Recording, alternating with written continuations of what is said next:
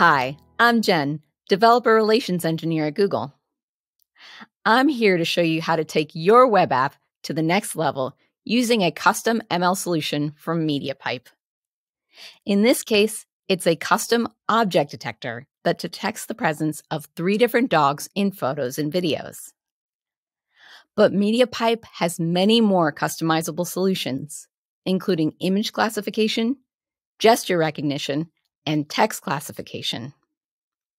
And MediaPipe solutions aren't just for the web.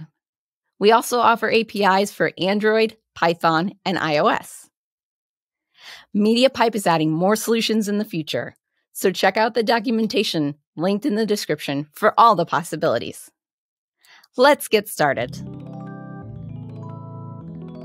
To build our object detector, we will be walking through this code lab. If you'd like to follow along in your own project, then you can do so using the link to the code lab in the video description. So let's start by walking through this overview. MediaPipe Solutions lets you apply machine learning solutions in your apps. It provides a framework that lets you configure pre-built processing pipelines that deliver immediate, engaging, and useful output to users. You can even customize these solutions with Model Maker to update the default models. Object detection is one of several ML vision tasks that MediaPipe Solutions offers. MediaPipe Tasks is available for Android, Python, web, and iOS. So, you will learn how to incorporate an object detection task in a web app with MediaPipe Tasks. And you'll learn this by building a web app that detects the presence of dogs. You can also customize a model to detect a class of objects of your choice with MediaPipe Model Maker. You will train a custom model after adding the code to the web app. To complete this tutorial, you need a CodePen account, a device with a web browser, and a basic knowledge of JavaScript, CSS, and HTML. With that, we can move on to the next step. First, let's check out the starter app on CodePen, linked in the code lab. This app doesn't have the MediaPipe code added yet. CodePen is a social development environment that allows you to write code in the browser and evaluate the results as you build. CodePen isn't required to use MediaPipe. You can use the web development environment of your choice. I'm choosing CodePen here because it streamlines the process of sharing my demo code with you. To make your own copy of the code, click Fork. Notice there are 3 tabs here. One for HTML, one for CSS, and one for JavaScript. I'm going to slide these all over to one side so I can view the JavaScript full screen. All the changes we will make are in the JavaScript section. I click this arrow to open the preview in a tab of its own. What we have here is a basic UI showing 2 images of dogs. When I scroll down, there's a button to enable the webcam. The cursor indicates that I can click these images, but nothing happens when I do. That's because we haven't added the object detector yet, so let's get coding. The comments in the code lab have matching comments in the code. That will help guide you on where to add each code snippet. Let's move on to the next step of the code lab. This code uses the SkyPack CDN to import the package. For more information on using SkyPack with CodePen, check out the blog linked in the description. In your own projects, you can use Node.js with NPM or the package manager or CDN of your choice, such as JSDeliver. You can find details about installing the required package in the MediaPipe guides linked in the description. Under the imports, add this code to declare variables for the object detector and for the running mode. The running mode is a string with a value of image, or video, depending on whether you're detecting objects in images or in video, respectively. Okay, we're ready to move on to the next step. Under the initializers, add this code to initialize the object detector object. The fileset resolver for vision tasks method specifies the location of the WebAssembly, sometimes called WASM, binary for the task. As the method name suggests, you use it for any MediaPipe vision task for the web, such as image classifier, image embedder, image segmentation, and more. The object detector create from options method instantiates the object detector. You must provide a path to the model used for detection. In this case, I'm starting with this efficient det light model suggested by MediaPipe. Efficient det light was trained with the COCO dataset, a large-scale object detection dataset that contains 1.5 million object instances and 80 object labels. This model is recommended because it strikes a balance between accuracy and latency. It's both accurate and lightweight enough for many use cases. If you're following along using the Code Lab, you'll notice that the link shown for the model is different from what I'm using here. You can use either link for this demo. The efficient det one I'm showing is more general, whereas the Code Lab model shown is customized to identify 3 dogs. This note links to details about available models so you can find out more. And I'll walk through model customization after we add all the code to our web app, so you can see how that custom dog detection model was trained. The score threshold is set to 0.3. This means that the model will return results for any object detected with a confidence of 30% or greater. You can adjust the threshold to suit the needs of your application. Notice that running mode is set on initialization of object detector. You can change this and other options as needed later on. Now the object detector task is ready to do some detecting. Let's move on to the next step to see how.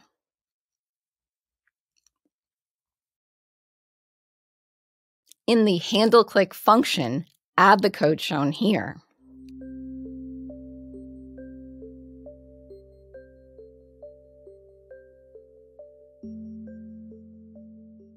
First, we check to ensure the object detector has initialized. Then, we switch the running mode to image if needed, using the object detector set options method. I'll explain the purpose of this step once we add webcam detections. Then we call object detector detect to run inference on the provided image. This method returns an array of detections, each one with a bounding box, an index of the detected object, a score for how confident the model is, and the name of the label for the detected object. There's a nice example here in the Code Lab to help you visualize the results. I've created this helper function, display image detections, to handle drawing the bounding boxes in the view.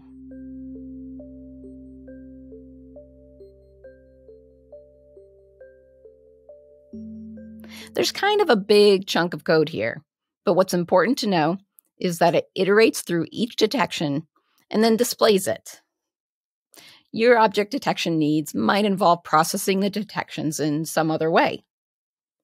Let's go ahead and switch over to the Preview tab to check out these results. CodePen automatically refreshes the preview upon saving, but I'm going to refresh again just in case. Yep, the object detector task accurately detects dogs in these images. If you're using the efficient det model like I am here, you'll notice labels for dogs and maybe even a label for the couch. If you're using the custom dog detection model, then you'll notice that Tika is in the image on the left, and Achi and Ben are in the image in the right. If there isn't a bounding box, Open Chrome DevTools and then check the console panel for errors, or review the previous steps to ensure that you didn't miss anything. The MediaPipe object detection task can also be used on video and live webcam streams. Let's implement webcam detections by following along with the next step of the code lab.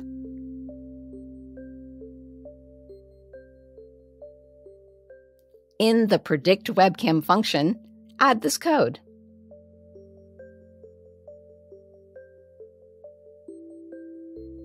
It starts out quite similar to the handle click function. First, we check which running mode is enabled and, if need be, switch it. Let's say I clicked on one of the images and ran detection on it. And then I wanted to run detection from my webcam. That's when I would need to switch the running mode option to video. And then if I ran video detection and wanted to click on one of the images to run detection, I would need to change running mode back to image. So you'd really only need to consider changing this option if your use case involves switching back and forth between video and image object detection. Still, it's good to know how to change the object detector object's options if need be. We get the start time for detections using performance now.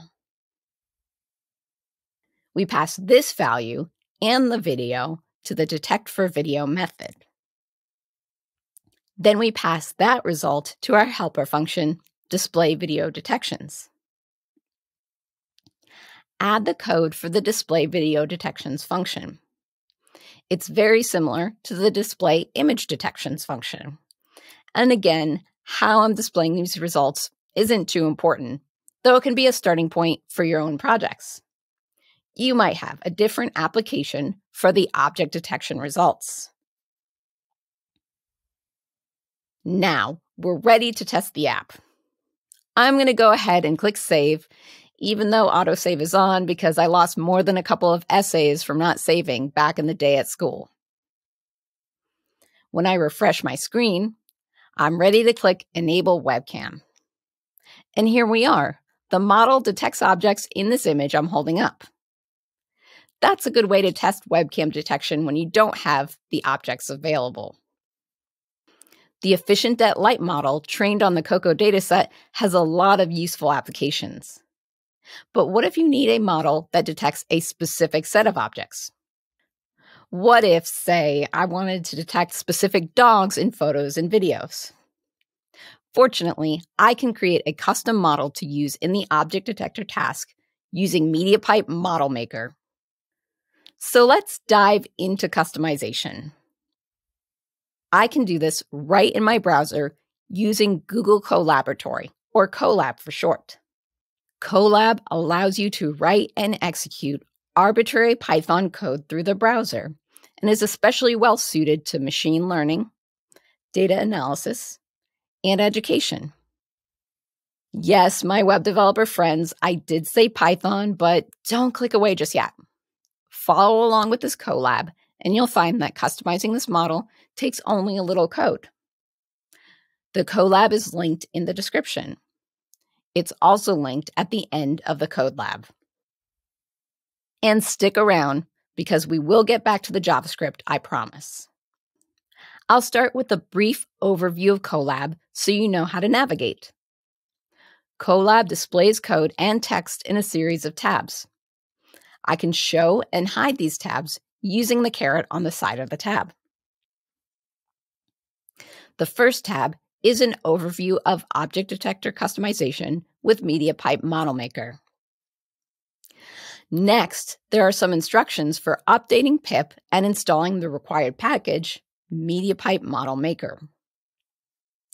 I click the play button to run this code block. Packages are installed in the Colab environment, not on my local machine. Next, I import the required libraries, including the Model Maker Object Detector API. Then, I download the dataset. It consists of 139 images of dogs. This dataset uses Pascal VOC format, but you can also use COCO format, a common image classification and object detection format. For Pascal VOC, each image has a corresponding XML file with the bounding box and class name for the object in the box.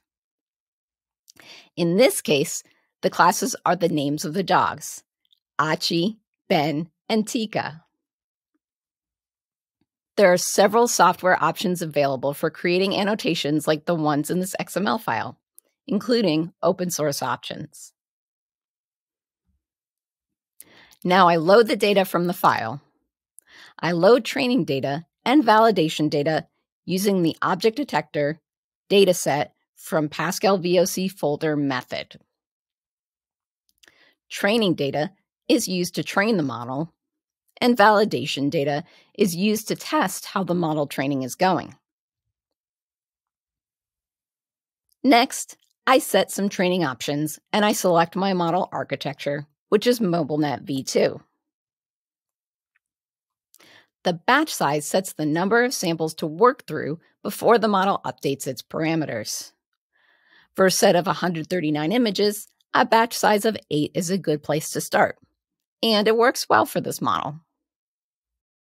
Broadly speaking, the learning rate dictates how big of a step the model makes when updating model weights. The number of epochs is the number of passes taken along the whole dataset. The learning rate boundaries parameter is a list of epochs indicating when the learning rate will decay, meaning slow down. Just like when you're getting closer to your destination in a moving vehicle, you slow down so you don't overshoot the destination. The learning rate decay multipliers parameter is a list of learning rate multipliers which calculate the learning rate at the ith boundary. In simplified terms, this tells the learning rate how much it should slow down. To find out more about available options and their roles in model training, check the docs. I start the training process using the object detector create method, passing the training and validation data directories and the training options.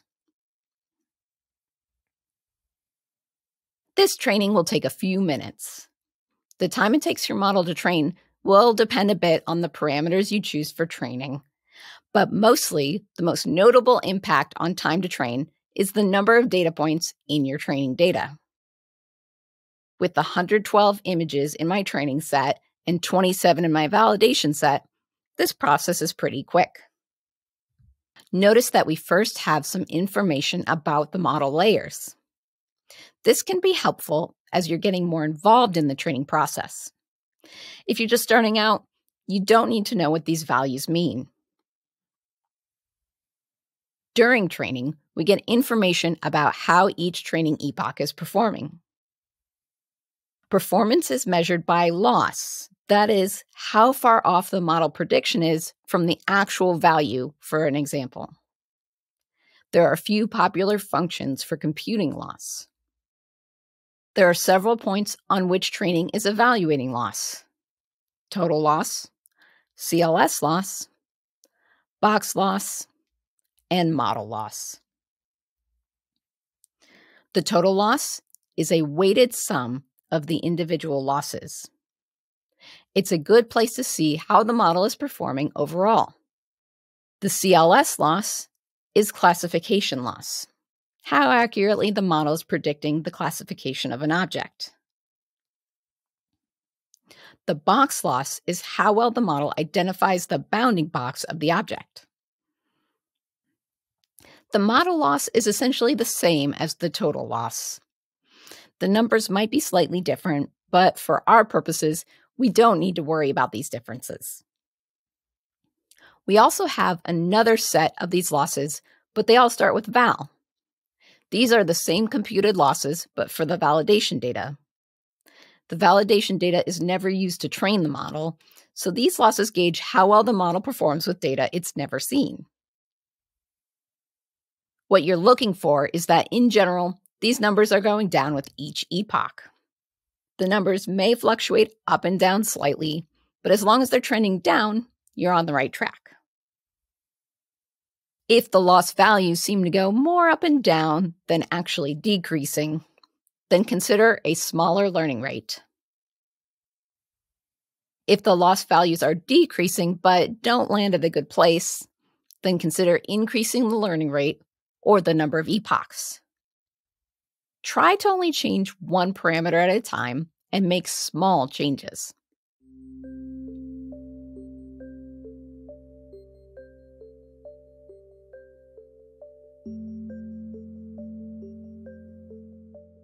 Once training completes, I evaluate the model's performance. If needed, I can make changes to my training options to improve the outcomes. Finally, I export the model using the export model method and then download the model to my local machine.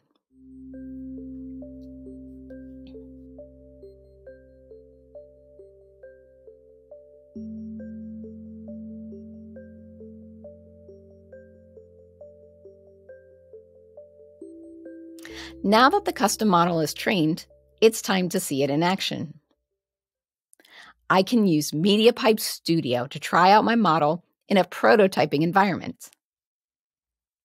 Under the Model Selections dropdown, I can select Choose a Model File, and then choose my dog detection model. I've already done that here.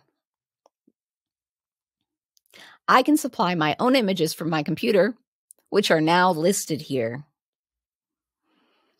And then I can adjust these sliders to find the best configuration to suit the web app.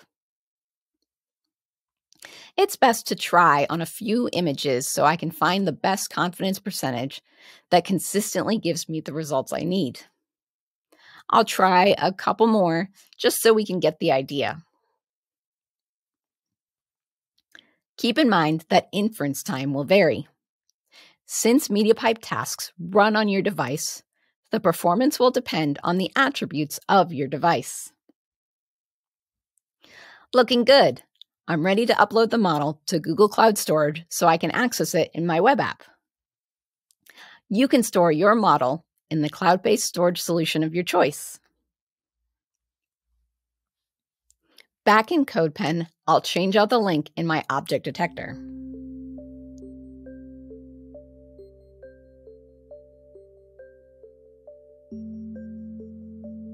Now in the preview, my web app detects these 3 dogs. On the left, we have Tika, and on the right, we have Achi and Ben. As for webcam detection, the dogs aren't available in the recording studio today, but I can hold up images of the dogs to my webcam to detect them.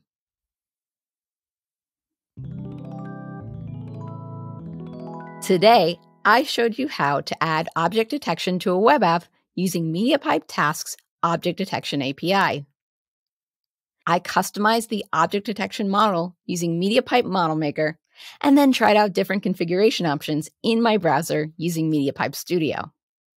There are more tasks and customization options available, so head to the MediaPipe documentation linked in the description to find out all the possibilities.